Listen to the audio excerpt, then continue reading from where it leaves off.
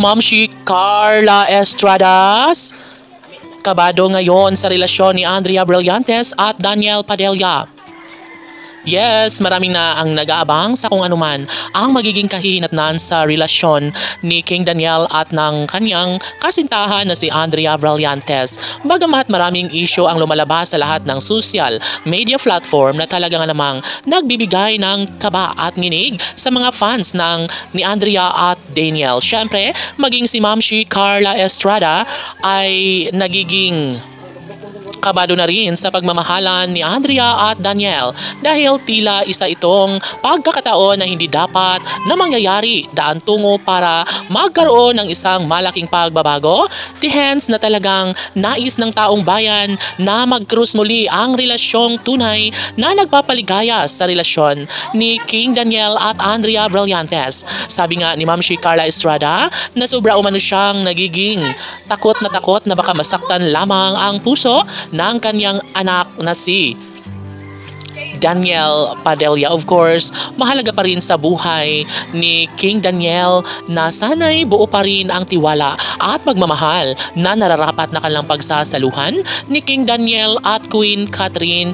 At ngayon ay ang pag-ibig ni Andrea Brillantes na sana'y magkaroon nga ng pagkakatagumpay sa isang pagkakataon na dapat ay pagsaluhan habang buhay ni Andrea at Daniel. Natutuwa naman ang mga fans ni Andrea at Daniel dahil nararamdaman umano nila na merong malaking pagbabago at mas lalong nagiinit ang kanilang pagmamahalan sa isa't isa.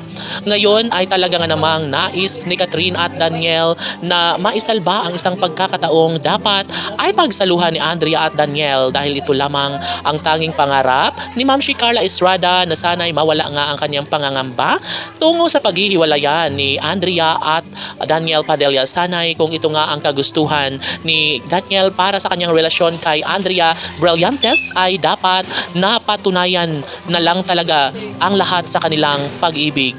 No, dapat ay magkaroon ng pag-iisang dibdib para sa mga puso ni Andrea at Daniel. Sana'y hindi kakayanin pang ibahagi sa taong bayan ang kalungkutan sa mga puso ni King Daniel at Andrea Brillantes.